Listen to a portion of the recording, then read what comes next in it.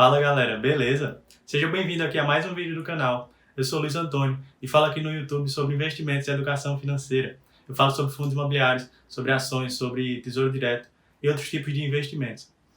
O vídeo de hoje é mais um vídeo do quadro Fundo a Fundo, o quadro onde eu pego um fundo imobiliário mais pedido por vocês nos comentários dos meus vídeos passados e trago ele aqui para analisar de forma mais aprofundada.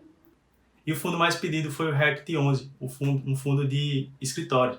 Então hoje eu vou analisar o relatório mensal dele, vou falar sobre a emissão de cotas e sobre a nova aquisição que ele está para fazer.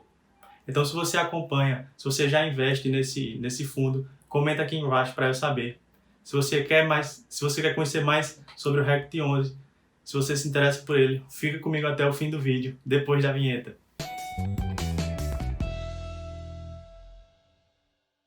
Mas antes da gente ir para o relatório, eu preciso te pedir que se você se interessa por fundos imobiliários, por investimentos e educação financeira, não deixe de curtir esse vídeo e de se inscrever aqui no canal. 85% das pessoas que assistem os meus vídeos não são inscritas. E não custa nada para você e me ajuda pra caramba, porque quanto mais você curtir, quanto mais você comentar, quantos mais inscritos eu tiver, mais o YouTube vai perceber que os vídeos que eu estou fazendo são relevantes e vai divulgar para mais pessoas. Então curte esse vídeo e se inscreve no canal. Valeu! Mas vamos lá para o relatório mensal do fundo. A gente está aqui com o relatório mensal de abril, porque o de maio, no momento que eu estou gravando esse vídeo, ainda não saiu. E aqui a gente já vê que o RECT11, ele se chama UBS Oft. Ele é um fundo imobiliário gerido pela BRL Trust, gerido e administrado pela BRL Trust. Só que ele tem uma consultoria de investimentos da REC Gestão de Recursos. Essa consultoria é o que, na prática, acredito que seria o serviço de gestão em si. E aí a gente tem aqui que a rentabilidade alvo dele é o CDI. Para mim já é um primeiro ponto negativo. Eu ficaria mais confortável se essa rentabilidade alvo fosse o Tesouro IPCA+, de longo prazo, a NTN-B principal. Porque o CDI está muito baixo. E aí quando você compara com o CDI, com ativo de renda fixa, os fundos imobiliários, principalmente agora de escritórios, apresentam um risco maior. E aí você comparar um ativo de risco maior com o CDI, que é de risco mais baixo, eu acho que não fica tão legal. Mas vamos seguir. A gente tem aqui que o valor do patrimônio líquido, o valor patrimonial da cota, está em R$ 98,37. E que o valor de mercado aqui no começo de abril estava R$ 89,25. Só que se a gente pegar o valor da cotação de hoje, do momento que eu estou gravando esse vídeo, a gente vai ter que a cotação dele deu uma subida e está em R$ 87. Por que foi que isso aconteceu? O RECT11, ele apresentou a quarta emissão de cotas dele ali em meados de abril. A gente tem aqui um comunicado de mercado, um fato relevante, dizendo que ele concluiu no dia 25 de maio de 2020 o prazo para o exercício de direito da subscrição das sobras dessa quarta emissão. E aí quando um fundo faz uma emissão e o valor dessa emissão foi de R$ 88, já com a taxa de distribuição. Quando o fundo faz essa emissão, o valor do mercado tende a ficar próximo ao valor da subscrição. Porque se o fundo está custando R$ 100 e eu já invisto nele e tenho o direito de comprar ele a 88, eu vou vender essa minha cota a R$ 100 para comprar mais barato. Isso é o que se chama de flipagem das cotas e muitos investidores fazem isso, o que vai levando o preço do fundo, quando está passando por um processo de emissão, a encostar mais nesse preço que ele distribui. E aí, encerrado o período de subscrição, ele tende a voltar a subir o preço. E analisando aqui ainda o comunicado de mercado da subscrição, ele diz que o fundo queria captar R$100 milhões, ele fez uma oferta inicial para captar R$100 milhões, mas aqui embaixo ele fala que somente captou, com os direitos de preferências e sobras, aproximadamente 49 milhões, mais ou menos metade do que ele gostaria. E aí ele diz que os restantes vai entrar em uma oferta restrita para investidores profissionais. Analisando ainda o fundo como um todo, a gente tem aqui a taxa de administração de 0,17% ao ano, que vai para a BRL Trust. A gente tem 1% ao ano de taxa de consultoria, que aí vai para a REC Gestão de Recursos, que dá mais ou menos aí 1%, que dá mais ou menos aí 1,2% de taxas desse fundo ao ano. A gente não tem taxa de performance, e ainda bem, porque se o ativo-alvo é o CDI, qualquer coisa que esse fundo performar melhor do que o CDI, isso é muito fácil, e diminuir o rendimento da gente. E aí eu queria aproveitar aqui e saber de vocês, queria pedir uma ajuda. Se você já acompanha esse quadro Fundo a Fundo, se você já viu outros episódios, eu queria saber qual modelo está melhor. Se esse modelo assim, imaginando, onde eu pego o relatório e vou descendo e lendo, como eu fiz com o MXRF, que foi o último, ou se fica melhor, como no vídeo que eu fiz sobre o XPCM. Eu vou deixar ele aqui no card e também na descrição, para você dar uma olhada, dizer qual que você prefere, para assim eu produzir conteúdos melhores. Vamos lá, nos destaques a gente tem aqui a distribuição de abril, que foi de 81 centavos. Ele fala ainda sobre a quarta emissão de cotas. Ele fala que investiu em um CRI. E se você ainda não sabe o que é CRI, eu tenho aqui no canal um vídeo falando sobre fundos de papéis, onde eu explico o que é CRI. Então vou deixar aqui também o link desse vídeo na descrição e aqui em cima no card. Há uma taxa de remuneração a 8% ao ano. Essa taxa ela é pré-fixada. Quando a gente se depara com uma taxa pré-fixada, a gente precisa ficar alerta, porque geralmente tem um risco embutido nisso. Qual o risco? O risco da taxa de juros subir muito. Só que a gente vai ver que o vencimento desse CRI é para 2022. E como a gente está passando por esse momento de crise agora, eu duvido muito que a taxa de juros vá subir a ponto desse 8% ficar desinteressante. Ele fala que em abril o fundo realizou o pagamento remanescente do edifício Ana Costa, Parque Ana Costa, no valor de 31 milhões de reais. E aqui ele vai falar dos impactos dessa crise no fundo. E mostra que, e fala que o consultor, o gestor, vamos dizer, o consultor tem atuado mais próximo dos inquilinos para tentar diminuir cada vez mais qualquer impacto que essa crise possa vir trazer para o fundo. E ele fala que a estratégia de atuação do consultor segue as seguintes premissas, que é a manutenção mensal dos dividendos, a distribuição dos dividendos, a preservação do caixa do fundo, a gestão ativa junto aos locatários e a transparência junto aos investidores. Eu acho que ele tem que estar muito seguro em relação ao fundo para querer manter os dividendos e preservar o caixa. Vamos ver no decorrer desse relatório se tem alguma empresa que está devendo aluguel e como é que isso está impactando mais no fundo. E a gente já tem aqui nos eventos subsequentes que não é um sinal de inadimplência, mas é que a Conductor, um locatário lá do edifício Canopus, informou que vai devolver um andar inteiro. E aí ele disse que, logicamente, as tratativas para procurar outro inquilino já estão sendo tomadas. Mais embaixo, a gente vai ter aqui os dados sobre os resultados do fundo, as distribuições. Ele mostra aqui, ele faz um comparativo com o CDI, que é mais de 300% quando você tira o imposto do investimento em renda fixa. Ele mostra como o fundo está dividido. A maior parte dos ativos são imóveis, uma menor parte em CDI. A gente tem aqui 21 milhões em caixa, o que é legal. Ele mostra o histórico de distribuição mensal. A gente vê que ele tem lá uma certa frequência, mesmo que ele pagou mais aqui, mas ele tem essa recorrência no pagamento de dividendos. O fundo também é jovem, ele entrou em atividade ano passado, eu não lembro agora o mês, e pelo que eu estou vendo aqui, pelo patrimônio do fundo, e como já é a quarta emissão de cotas, o fundo tem ido bem. Mais embaixo, a gente vai ter aqui o portfólio do fundo. Ele fala todos os imóveis, fala aqui dos CRIs, e vamos ver o que a gente pode analisar daqui. Aqui ele mostra o cap rate, ele mostra os locatários em cada imóvel e mostra o término do contrato. Uma coisa que me chama a atenção aqui é esse contrato aqui da Telefônica Brasil, da Vivo, que está vencendo em 2021, já no ano que vem, e que representa, e que é o maior cap rate desse fundo, seria o maior retorno dos investimentos que ele fez. É um ativo no Rio de Janeiro, AA, um ativo de qualidade. Vamos ver isso mais embaixo. E aqui ele fala do CRIs. E aquele CRI lá que eu falei dos 8% ao ano, ele tem um vencimento até dia 22 de abril. Esse outro aqui, CDI mais 5% ao ano, tem vencimento já em fevereiro de 2021.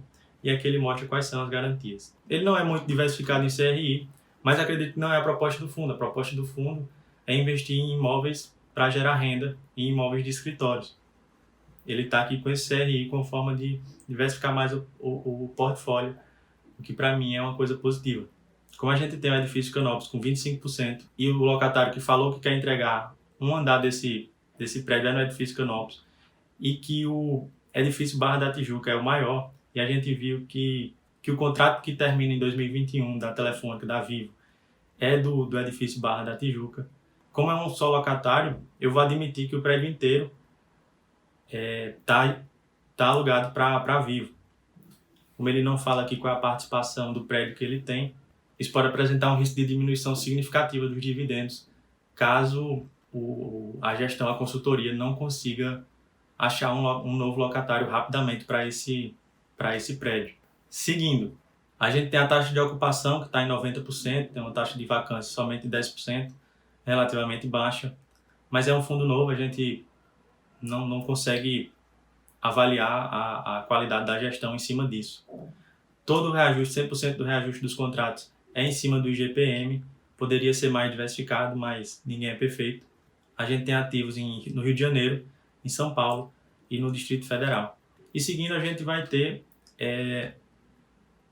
mais detalhado sobre cada ativo desse fundo, sobre o CRI e sobre os imóveis. A gente tem aqui no edifício Canop Corporate, ele detalha mais sobre o empreendimento. Uma coisa que eu senti falta e que acho que poderia ter é que ele fala das unidades adquiridas e diz quais são os andares. Fala da taxa de ocupação. Mas eu acho que ficaria menos confuso, mais perceptível para o investidor, para o cotista, se ele colocasse o percentual que o fundo tem do ativo como um todo, do imóvel como um todo. E aqui eu acho importante a gente ver sobre o edifício Barra da Tijuca, que é a maior representação desse fundo. E aqui está ele. Então a gente tem que a classe do ativo é Double A, quer dizer que ele é um ativo de boa qualidade, mas não é o melhor. É um prédio de 14 anos, que não é tão velho, mas que no curto prazo, no médio prazo, deve precisar de algum retrofit para conseguir um valor de aluguel mais adequado. Ele está 100% ocupado, e aqui ele fala, as unidades adquiridas são 2 blocos com 3 andares, que aqui ele diz que representa 100% do ativo. E se ele só está alugado para Vivo, então a gente tem aqui um monoinquilino nesse imóvel. É um contrato atípico até 2021, mas tem uma garantia de renda, que é legal. A partir do vencimento desse contrato, tem uma garantia ao fundo por até 30 meses, uma renda equivalente a 60% da área bruta locável adquirida a R$ 75,00 o metro quadrado, corrigida pelo IGPM a partir de tal e tal. Isso diminui o risco de ser um inquilino só para o prédio inteiro, e agora eu fico mais confortável. Seguindo aqui, a gente tem a DRE, Demonstrativo de Resultados do Exercício, e ele tem dos últimos 12 meses, que eu gostei, que aí a gente consegue ver como é que o fundo vem distribuindo nos últimos 12 meses, como é que ele vem fazendo esse gerenciamento de caixa. Uma coisa que eu notei aqui é que às vezes ele distribui mais do que o lucro líquido do regime de caixa, que é o que interessa pra gente. E outras vezes ele distribui menos. Só que ele não diz aqui quanto é que tem de caixa mês a mês. Então, se ele teve o trabalho de botar a DRE, o resultado do exercício, eu acho que não custava nada. Eu acho que não custava nada ele colocar o DFC, que é o fluxo de caixa. E aí a gente conseguiria ver quanto mês a mês esse fundo está fazendo de caixa. Mas a gente consegue ver aqui que nos últimos 12 meses ele teve um lucro líquido de 25 milhões e meio e distribuiu um pouco mais de 23 milhões e meio. O que para um fundo novo, se ele está buscando fazer novos investimentos, tá legal. Lembrando que ele é obrigatório distribuir 95% dos resultados obtidos no semestre, então é uma preocupação a menos para a gente ficar de olho o que é que ele está fazendo com esse caixa. Outra coisa que eu dei falta também nesse relatório é um histórico de vacância dos últimos 12 meses. Eu não sei se foi tudo 100%, porque só por esse relatório não dá para identificar, mas é sempre bom a gente ver sempre o histórico da vacância e não só como é que ela está agora. Isso para avaliar a qualidade do consultor ou do gestor do fundo. Bom, aqui a gente termina o relatório. Eu já analisei o relatório com vocês, falei sobre a emissão de cotas, que está aqui embaixo, ó, quais foram e os montantes, e ele disse que está em andamento. Só que no último dia 29 de maio, ele divulgou um fato relevante, falando a respeito da promessa de compra e venda de um ativo em Curitiba, no Paraná, que seria aí mais um imóvel para esse fundo. E aí ele fala que o valor foi de 47 milhões e meio de reais aproximadamente, que vai ser pago em 2 parcelas e tal, um agora e mais 20 milhões até o fim de junho. E aqui, na minha opinião, tá tranquilo em relação à caixa. 47, a gente viu que eles têm 20 milhões em caixa e 47 milhões e meio de reais já é um pouco menos do que ele conseguiu arrecadar nessa emissão de cotas, nessa quarta emissão de cotas até agora. Ele fala que pela estratégia do fundo e tal, e ele fala que com essa transação a distribuição vai ficar em torno de 81 centavos, que é o que ele já distribui nos últimos meses. Ele diz aqui embaixo que isso não deve ser considerado, em hipótese alguma, uma promessa ou uma garantia de que a distribuição vai ser essa, mas é um imóvel que já está 100% ocupado, com um cap rate aqui em cima que ele fala de 9,13, que é uma boa margem de investimento, de retorno. E ele está falando aqui em 81%, em 81 centavos, que já é o que ele distribui. Eu não sei se ele já está considerando um aumento de vacância, como a gente viu antes, mas acho que isso aqui poderia ser um pouco melhor. Mas ele tem caixa, fez essa emissão. Eu acho que o fundo está seguro para manter recorrentemente os dividendos, a distribuição de rendimentos que ele vem fazendo nos últimos meses. Minha opinião pessoal a respeito do fundo agora, como eu já falei aqui em outros vídeos do canal, para a gente ter um pouco de cuidado com os ativos de escritórios, com os fundos de escritórios, por causa de tudo que essa crise vem trazendo, essa mudança no comportamento das empresas em relação a home office e tal, como é que isso vai impactar, a gente ainda não sabe como é que isso vai ser. Por mais que tenha ainda muita barreira, como as leis trabalhistas, como é que vai funcionar a questão da segurança do funcionário, a própria segurança da empresa, como é que vai ser essa interação à distância. Mas eu fiz um vídeo falando sobre como começar a investir em fundos imobiliários. Eu vou deixar aqui o link no card e também na descrição. E nele eu montei uma carteira que eu investiria se eu estivesse começando. E eu não desprezei, eu não esqueci os fundos de imóveis. Eu alertei para o cuidado que a gente deve ter, como eu estou fazendo agora. Outra consideração que você deve fazer é se você investe somente em fundos imobiliários. Como eu já disse aqui no canal, você precisa ter uma quantidade de ativos maior para ficar mais bem diversificado. Se esse fosse o meu caso, eu consideraria sim investir no RECT 11. Por mais que ele seja um fundo novo, ele tem distribuído bons dividendos. A gente viu que o caixa dele está legal. A gente já está aí com 2 meses completos de quarentena, um pouco mais na verdade. E o fundo ainda não está apresentando inadimplência. Lembrando, claro, que eu não estou aqui recomendando que você compre, nem que você venda. O intuito dos meus vídeos é sempre educacional, é sempre para você aprender mais sobre os fundos ou sobre as ações e tomar sua decisão com mais qualidade. Se você ficou aqui, não deixa de curtir esse vídeo e de se inscrever aqui no canal. Comenta já qual é o fundo imobiliário que você quer que eu traga para o próximo vídeo do quadro Fundo a Fundo. Comenta o que é que você acha do RECT 11, se você investe, por que é que você gosta ou por que você não gosta dele. E a gente se vê no próximo vídeo.